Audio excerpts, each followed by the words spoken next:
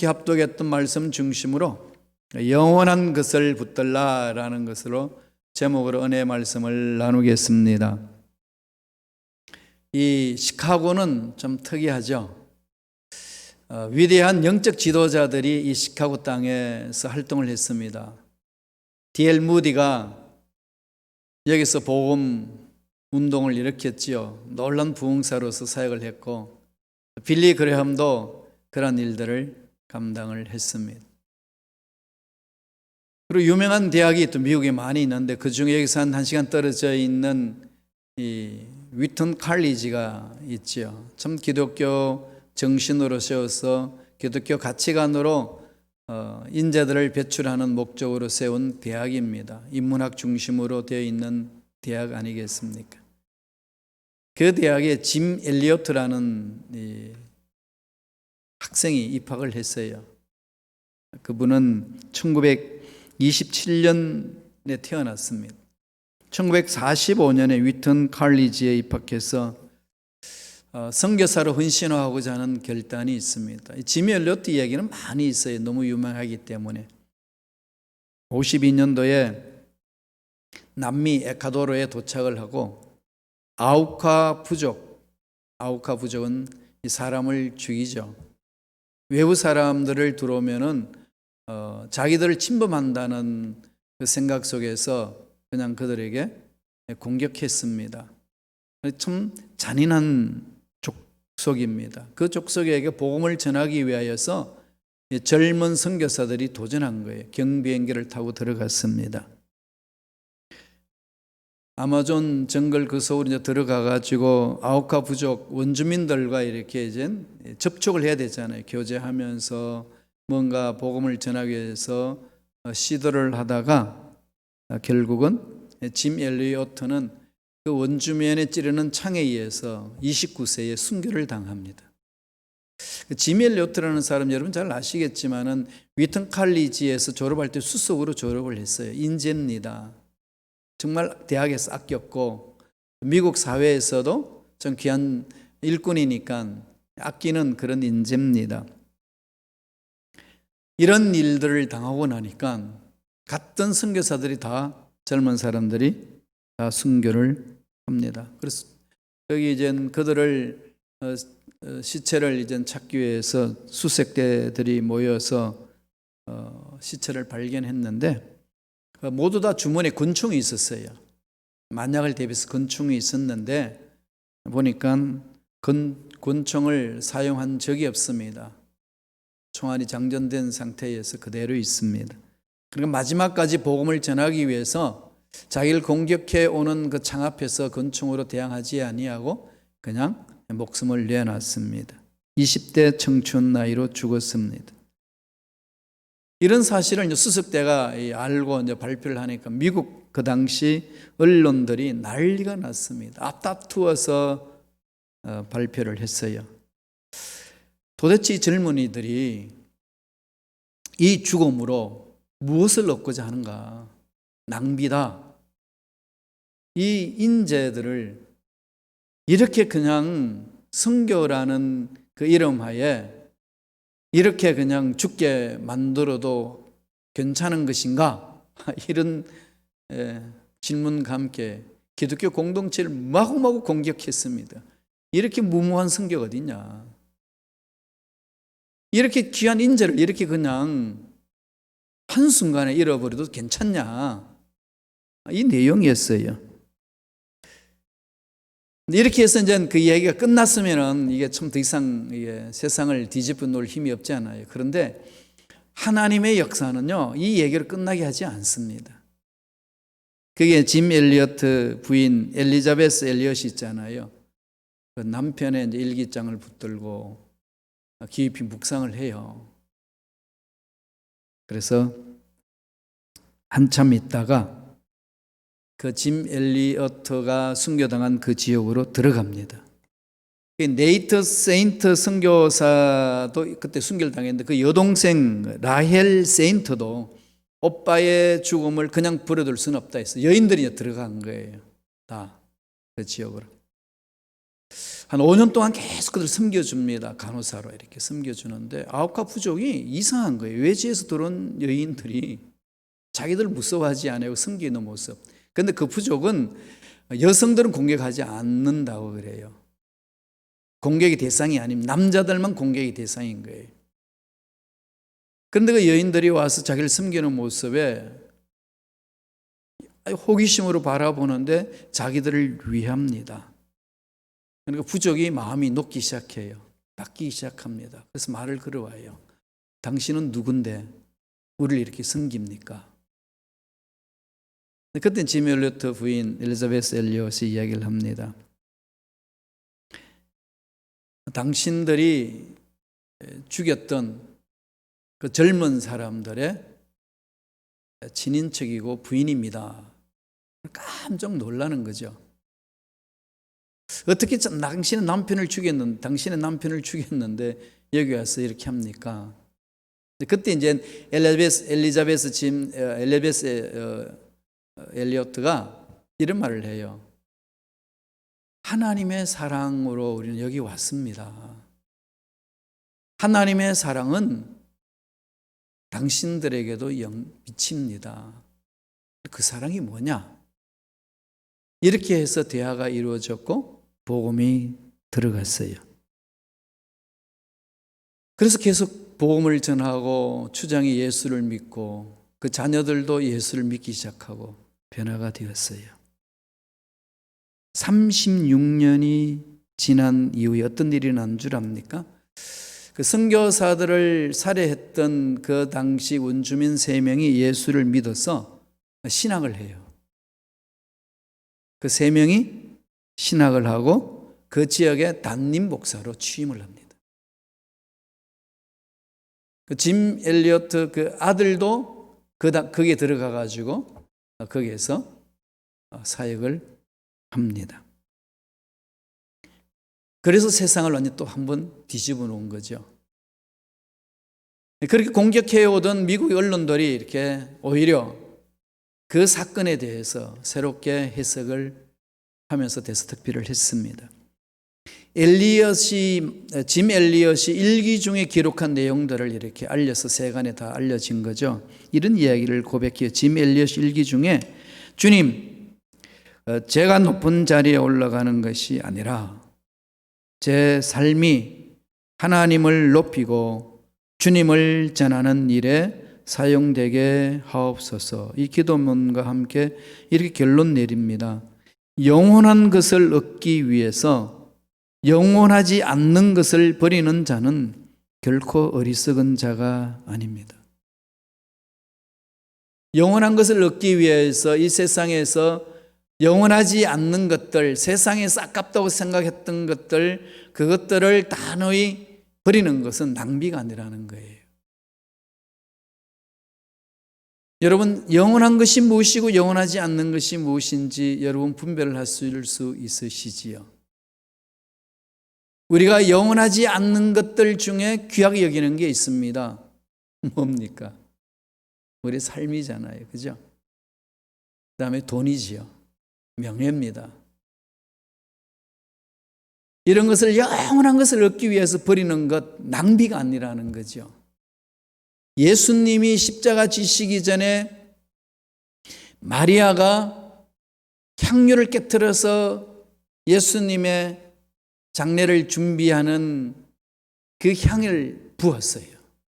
그랬을 때 가룟 유다가 호탕을 칩니다. 300데나리온이나 되는 그 향유를 깨트려서 갖다 부었어요. 1년 동안에 노동자가 모아놓은 돈입니다. 그 자리에 갖다 부으니까 가룟 유다가 뭐라 그럽니까? 이 귀한 것들을 이렇게 해서 낭비하냐? 이렇게 했을 때 주님이 뭐라고 그러셨지요? 가만두라. 그 여인이 하는 것을 그만 방해하지 마라. 나의 죽음을 준비한다. 영원한 것을 위하여 준비하는 그 일에 영원하지 않는 것들을 갖다 붙는 그것이 낭비가 아니다. 어리석은 자가 아니다. 이렇게 말씀하신 거죠. 짐 엘리어트는 그렇게 자기 삶을 던졌습니다.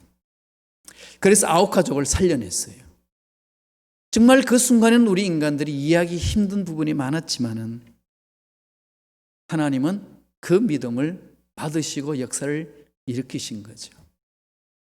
우리 인생은 영원하지 않습니다. 우리가 영원한 것이 무엇인지를 우린 깊이 늘 생각하면서 그것을 붙들어야 되지 않겠습니까? 영원한 것을 붙들기 위해서는 어떻게 해야 될까요? 오늘 본문에서 사도 바울이 그 말씀을 던져줍니다. 인생을 달리기에 비유하는 거죠. 그리고 신앙생활도 달리기에 비유해서 이야기하고 있습니다. 잘 달리기 위해서는 어떻게 해야 되느냐? 올바른 인생살이 하기 위해서는 어떻게 해야 되느냐? 영적으로 영원한 것들을 사모하기 위해서는 어떻게 해야 되느냐? 세 가지로 우리에게 말씀해 주고 있습니다. 첫째로 뭘 말합니까? 버려야 할 것들은 단호히 버리라는 거죠. 영원한 것을 얻기 위해서는 버려야 될 것들이 있습니다. 우리는 아등바등 버리지 못하는 것들 때문에 이런 영원한 것을 오히려 놓칠 때가 많다는 거죠. 마리아가 그 옥합을 깨뜨려서 주님의 머리에 갖다 부었던 그것은 그 영원한 것이 사모함이 있었지만 가룟 유다는 눈에 보이는 그 자체가 너무 귀한 겁니다. 이 옥합을 팔아서 가난한 자를 살린다면 수많은 사람을 구제할 수 있다라고 합리적인 생각할 수 있는 거 아니겠어요? 네, 그렇죠. 지금 세상도 그렇게 가고 있습니다. 근데 주님은 그렇게 평가하는 가룟 유다를 향하여서 no 그럽니다. 아니라는 거죠. 우리의 가치관 어디에 있나요, 여러분? 우리 신앙생활을 해나갈 때 나에게 영원한 것이 무엇인지 아는 것 중요하잖아요. 오늘 바울은 이렇게 얘기합니다. 빌립보서 3장 7절 8절에 이런 말씀을 해요. 다 같이 읽어볼까요? 그러나 무엇이든지 내게 유익하던 것을 내가 그리스도를 위하여 다 해로 여길 뿐더러 또한 모든 것을 해로 여김은 내 주 그리스도 예수를 아는 지식이 가장 고상하기 때문이라. 내가 그를 위하여 모든 것을 잃어버리고 배설물로 여김은 그리스도를 얻고 영원한 것을 위하여 이 세상의 것들 아깝지 않고 갖다 버릴 수 있다는 거지요. 영원한 것이 무엇인지 아는 자만이 할 수 있는 겁니다. 내 인생에 있어서 무엇이 가장 중요한 것인 것을 아는 자죠. 주님도 늘 그 말씀을 하시잖아요. 내가 중요하게 여기는 것, 돈 정말 중요하다. 그러나 또한 중요하게 여기는 것 하나님이다. 돈과 하나님 둘 다 섬길 수는 없다. 두 주인 못 섬긴다는 거죠. 한 주인 택하라는 겁니다. 그 얘기는 뭘까요? 돈 필요 없으니까 내버려라 이 소리일까요? 아니에요. 무슨 말씀이죠? 우선권을 정하라. 네 인생의 최고 우선권이 뭐냐? 우리 인생에 있어서 신앙생활 해나갈 때 성경 읽고 기도하는 것이 우선권이라면요, 절대로 세상이 바빠도 밀리지 않습니다. 우선권이 돈 번 일에 우선권이 주어지면은 기도하고 말씀 읽는 것은 다 뒷전으로 밀려요. 세상은 바쁘기 때문에 그 할 시간이 없습니다. 바빠서 말씀 못 읽고 바빠서 기도하지 못한다는 것은 하나님 보시기에는 마음이 정하지 않았다는 거지요. 우선권이 정하지 않았다는 그 말씀입니다. 먼저 끝나러 그 일을 구하라. 그러면 모든 것을 너에게 넘쳐나게 하리라. 영원한 곳에 목숨을 걸지 않는다면 짐 엘리오트는 결코 그 아홉 가족을 위하여 목숨을 던질 수가 없는 거죠. 하나님의 역사는 그런 믿음의 결단을 통해서 나타나는 것 아니겠어요? 저와 여러분 삶 속에서도 꼭 짐 엘리오트처럼 그런 순교 현장 속에 들어가서만이 그런 일이 일어나는 것이 아니라 내 일상생활 속에 순간순간 이렇게 선택하며 가야 될 일들이 얼마나 많은지 모릅니다. 버려야 될 것들 버려야 돼요. 달리기 하려면 여러분 옷을 간편하게 입어야 되잖아요. 그죠? 간편하게. 올림픽 선수들은 0.01초도 줄이기 위하여 간편한 옷장, 간편한 신발, 가벼운 걸 신고 달리기를 하고, 또 축구 선수들도 그 축구화 하나에 3억짜리 축구화도 있대요. 그런 신발을 신고 축구를 한다는 거죠. 가볍게 멀리 잘 수 있는 거 벗어야 되는 거죠. 치렁치렁 달고 다니면 달리기 하겠어요? 영원한 것을 사모하는 자들은 세상 것들에 버려야 될 것들을 버릴 줄 아는 자가 되어야 된다는 겁니다. 그러려면 어떻게 해야 되죠? 예수님 만나셔야 돼요. 영원한 것이 무엇인지 가슴에서 불타오르지 않으면은 그건 지금 제가 말하고 있는 것은 하나의 소유의 경일기밖에 안 될 거예요. 뭐 그렇게 할 수 있는 사람은 하는 거고, 목사님 나하고는 상관없는 얘기입니다라고 들을 수 있어요. 여러분 어떠신가요? 정말로 내 인생에 내 존재가 가장 중요한 게 뭔가? 그 영원한 것에 대해서 내 마음속에서 불타오름이 있는가? 이 부분이잖아요. 저도 요새 이 부분들을 많이 하나님과 몸부림치고 있습니다.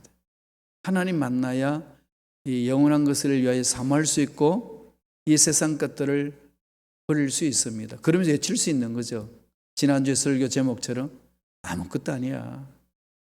그럴 수 있습니다. 삭개오가 예수님을 만나고 나서 어떻게 했죠? 너희 집에 유하겠다 그러니까 삭개오가 주님 앞에 와서 고백하는 겁니다. 주님이 한마디도 안 했어요. 내 집에 유하겠다. 함께 동행해 줬거든요. 주님을 만난 이후에 삭개오는 그럽니다. 주님, 제가 재산을 끌어모은 것이 잘못 모은 것이 있으면 다 내놓겠습니다. 절반도 내어놓고 사람들에게 손해를 입혔으면 4배나 갚아주겠습니다. 뭐 주님이 그렇게 하라고 명했나요? 아닙니다. 하나님의 일은요, 강압적이 아니에요. 자원하는 겁니다. 칼막스는 공산주의 만들 때에 이렇게 공유하면 된다고 생각했습니다. 그래서 그냥 있는 자들 뺏어가지고 공평하게 나누자는 거잖아요. 칼막스는 뭘 못 봤을까요? 공산주의를 만들면서 성령의 능력으로 사람들의 마음을 감동감하여 자원해서 일어난다는 것을 몰랐던 거죠. 자원해서 일어나는 거예요. 교회 공동체는 자원해야 하는 겁니다. 강압적으로 하는 거 아니에요. 하나님과의 만남 속에 그렇게 하는 거죠. 영원한 것을 사모할 때 우리의 삶에 변화가 있는데 그것은 단호히 세상 것들을 버릴 수가 있다는 말씀입니다. 그럴 때만에 비로소 우리는 아무것도 아니야. 그런 거 아니겠어요? 주님이 주님을 따라오는 제자들에게 뭐라고 말씀합니까? 마태복음 16장 24절 다 같이 한번 볼까요? 한 목소리 읽겠습니다. 이에 예수께서 제자들에게 이르시되 누구든지 나를 따라오려거든 자기를 부인하고 자기 십자가를 지고 나를 따를 것이니라. 나를 따라오려거든 주님을 따르는 길이 뭘까요? 영원한 세계를 사모하는 거죠. 영원한 세계를 없어지지 아니한 것들. 세상의 것들은 다 없어져요, 여러분. 문제도 없어지고요. 여러분 누리던 쾌락도 없어지고요. 즐거움도 다 없어지고요. 미도 없어지고 가진 것도 없어지고 다 없어지는 건 이 세상입니다. 살아있는 동안에 크니 작니 난리칠 뿐이지 그 순간이잖아요. 다 없어져요. 그러나 영원한 거 없어지지 않는 게 있어요. 천국은 영원히 없어지지 않는 것으로 살거든요. 우리가 하나님 앞에 갈 때 가져가는 게 뭐겠어요? 없어지지 않는 걸 가지고 가잖아요. 영원한 믿음, 사랑, 소망, 주님을 닮아간 그것. 그죠? 그래서 나를 따라오려거든 뭐라는 거죠? 자기를 부인하라는 거죠. 이 세상 가치관에 끌리지 마라. 버려야 될 것 단호히 버려라. 그 얘기입니다. 두 번째, 영원한 것을 붙드는 자는 뭘 붙드는 거죠? 오직 예수 그리스도를 붙잡으라 이거죠. 오직입니다. 오직 그리스도. 버려야 될 것들 단호히 버리면 그 속에 뭐가 채워지죠? 그리스도로 채워지는 거죠. 바울이 이걸 깨달았어요. 바울은 히브리 말로 하면 사울이라고 그러잖아요. 헬라 말로 번역하면 바울이에요. 뭐 회심 전후 이름 전후로 사울이고 바울이로 바뀐 게 아니고 그냥 어떤 언어로 부르느냐에 따라서 바울이고 사울로 되는 겁니다. 그러니까 히브리 말로 하면 사울이고 그래서 또 그리스 말로 말하면은 바울이에요. 폴 그러잖아요. 이 사울이 유대인으로서는 최고의 학부를 자랑하는 그곳에서 공부를 하고 랍비가 됐어요. 그냥 20대 말에 그렇게 됐으니까 앞길이 꽉 열린 거죠. 아주 뭐 자기 삶은 탄탄대로입니다. 그때 다메섹 도상에서 예수를 만나서 뒤집어져요. 예수를 만나고 보니까 자기 목숨을 걸고 달려간 길이 아니라는 걸 압니다. 돌아서는 거죠. 그래서 단호히 버리죠. 다 버려버립니다. 그리고 뭐라고 고백하나요? 빌립보서 3장 8절 9절 보세요. 다 같이 읽겠습니다. 또한 모든 것을 해로 여김은 내 주 그리스도 예수를 아는 지식이 가장 고상하기 때문이라. 내가 그를 위하여 모든 것을 잃어버리고 배설물로 여김은 그리스도를 얻고 그 안에서 발견되려 함이니 내가 가진 의는 율법에서 난 것이 아니요 오직 그리스도를 믿음으로 말미암은 것이니 곧 믿음으로 하나님께로부터 난 의라. 무엇을 얻는다는 거죠? 그리스도를 얻기 위하여 그렇게 귀하게 여겼던 학위들이라든지 위치라든지 명예라든지 안락이라든지 다 던져버렸다는 겁니다. 이건 흉내는 못 내요. 그죠? 나도 한번 해보지. 그냥은 안 됩니다. 그리고 정확히 이 영적인 하나님의 진리를 알 때만이 가능해요. 이게 신앙의 성숙이라는 거죠. 제가 예수 믿기 전에 이제 고등학교, 중고등학교, 초등학교 때부터 교회 나갔다가 유교문화권이지만 저 혼자 교회 나갔어요. 친구 따라. 그 중고등학교 때 다니다가 10대 말 정도에 몸이 많이 아프고 했을 때 내가 던졌습니다. 이해할 수 없었어요. 뭘 이해하지 못했냐면 두 가지를 이해를 못했어요. 죽은 자가 살았다는 거. 죽었으면 죽은 거지. 무슨 살아났냐. 이건 햇소리냐 이거였고요. 두 번째로는 나만이 길이고 진리다.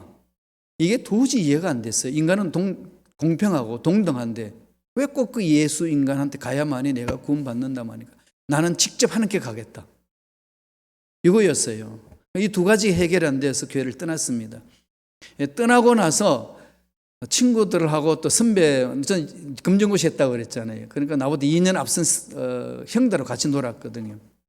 그렇게 형들이 이렇게 뭐 하겠어요. 제가 유교문화권에서 할아버지 밑에서 술을 배웠기 때문에 주법이 좋아요. 늘 말씀드리지만 제가 이 주법이 좋다는 걸 여러분한테 보이지 못해서 안타까운데.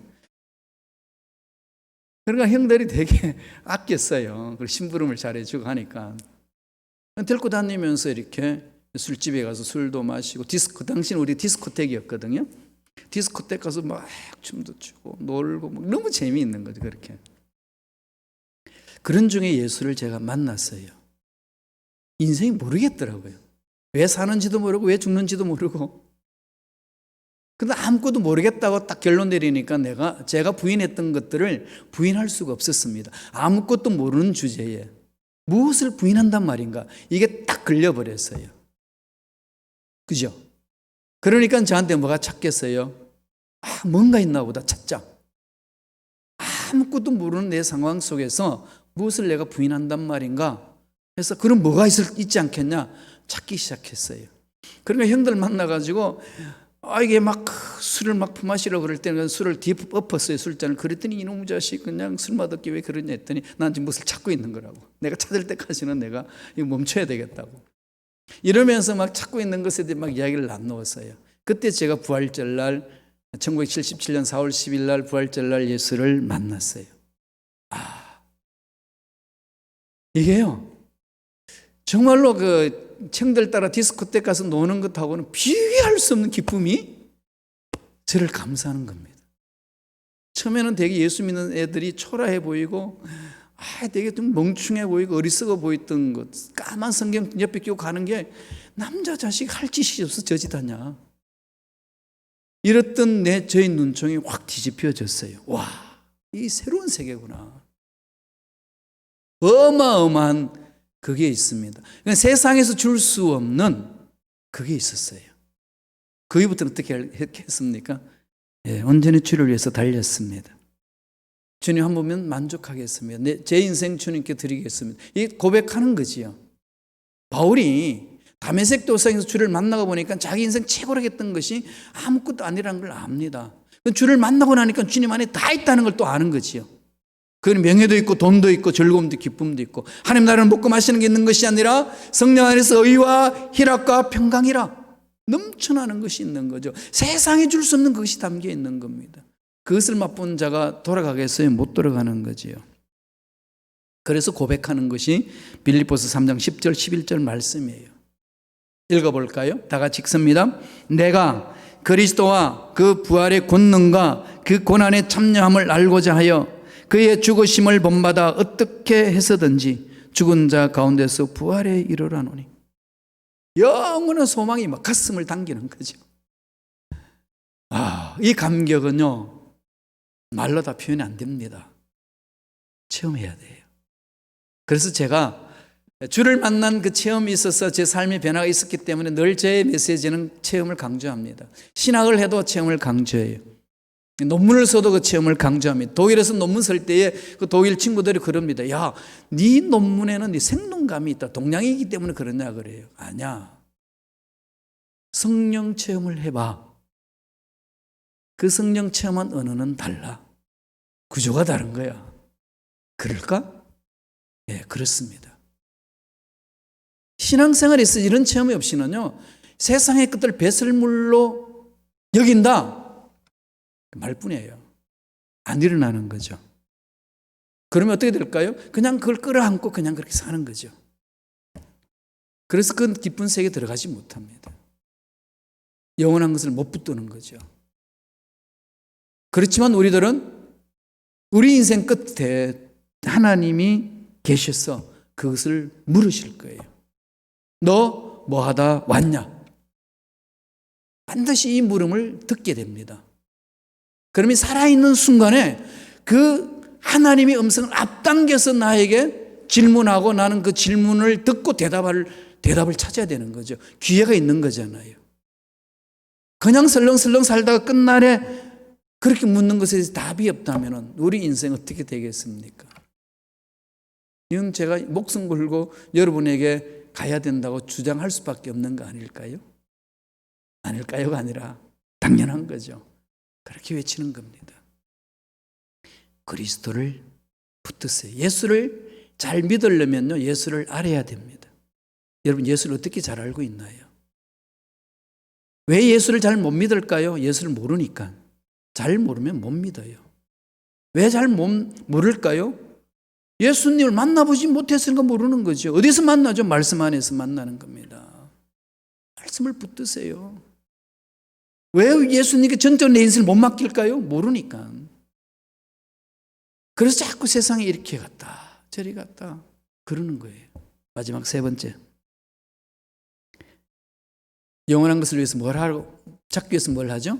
하늘의 부름의 상이 있습니다. 하늘의 부름의 상, 면류관이라고 이야기하죠. 궁극적인 인생의 목적이죠.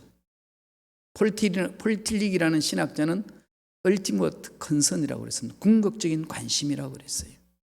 여러분 인생의 궁극적인 관심이 무엇입니까? 왜 돈 버십니까? 왜 건강하게 운동하십니까? 왜 행복한 가정을 꾸미려고 하십니까? 다 없어지는 것들인데. 무엇 때문에?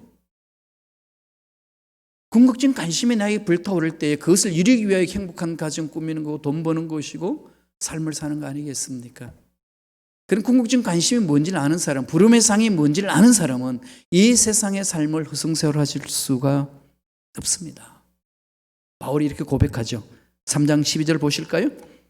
다 같이 우리 한 목소리 천천히 읽습니다. 내가 이미 얻었담도 아니요 온전히 이뤘다 함도 아니라 오직 내가 그리스도 예수께 잡힌 바 된 그것을 잡으려고 달려가노라. 주님이 붙들어서 이끄시는 대로 목숨 걸고 달려가는 거죠. 환경이 어렵다고 중단하지 않습니다. 연약하다고 주저앉지 않습니다. 나이가 많다고 더 이상 할 수 없다라고 핑계대지 않습니다. 주님이 부르신 그 부름에 달려가는 거죠. 목숨 던지는 겁니다. 하나님 책임져 주신다는 거죠. 먼저 그 나라 그 일을 구하라. 그러면 이 모든 것을 넘치도록 내가 채워주리라. 바울은 뭐라고 그럽니까? 예수께 잡힌 바 된 그것을 잡으려고 달려가노라. 그러면서 14절에 이렇게 이야기를 합니다. 다 같이 읽겠습니다. 표대를 향하여 그리스도 예수 안에서 하나님이 위에서 부르신 부름의 상을 위하여 달려가노라. 하나님이 위에서 부르신 부름의 상이 뭔지 여러분 아시나요? 우리 미션이잖아요. 그죠? 우리들이 해야 될 일을 다 했을 때에 그 부르심의 상을 주신다는 거잖아요. 그 부르심의 상은 내가 이 세상에 태어나서 삶의 목적을 알게 해주시는 겁니다. 내가 해야 될 일이 있는 거죠. 미션이 있습니다. 이 미션을 알면은 환경 탓하지 않습니다. 위치 탓하지 않나요? 하나님은 사업자로 부르셨고 직장인으로 부르셨고 주부로 부르셨고 일반인으로 부르셨고 목사로, 전도사로, 선교사로, 풀타임 사역자로 부르신 거예요. 그 부르심 속에 미션이 있습니다. 그 일에 목표를 정하고 목숨을 걸고 달려가면은 하나님이 하늘에서 부르신 상이 있는 거죠. 저와 여러분 다 주의 종이에요. 그 꼭 아시죠? 예, 주의 종입니다. 저는 목사로서의 주의 종이고 여러분은 평신도로서 주의 종이에요. 주의 종은 주님의 말씀에 순종하는 자입니다. 종은 미션이 있습니다. 부름의 상 가슴에 새깁시다. 노벨상을 위하여 각 나라들마다 인재 양육을 하지 않아요? 그죠? 인재들 그룹을 모아서 따로 공부를 시키고 그런 대학을 만들고 국가 기업으로, 국가 기관으로 만들어서 양성합니다. 그리고 그 속에 들어가려고 몸부림칩니다. 세상에 그 상을 받기 위해서도 그렇게 몸부림치고만 영원한 상을 받기 위해서 우리가 몸부림쳐야 될 것이 무엇이 있습니까? 거기에 대한 소망이 있느냐?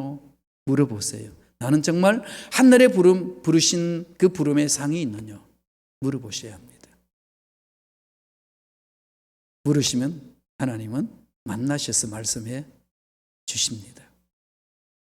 그 음성 들으시고 답을 가지시기를 축원합니다. 기도하겠습니다.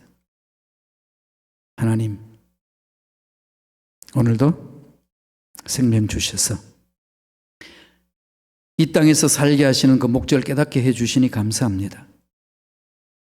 주신 말씀 만판에 새기고 영원한 것을 위해서 영원하지 않는 것들은 단호히 버릴 줄 아는, 낭비라고 생각하지 않고 달려들 줄 아는 믿음의 일꾼들 되게 하여 주시고 그것을 볼 수 있는 영안이 밝혀질 수 있도록 역사하여 주시옵소서.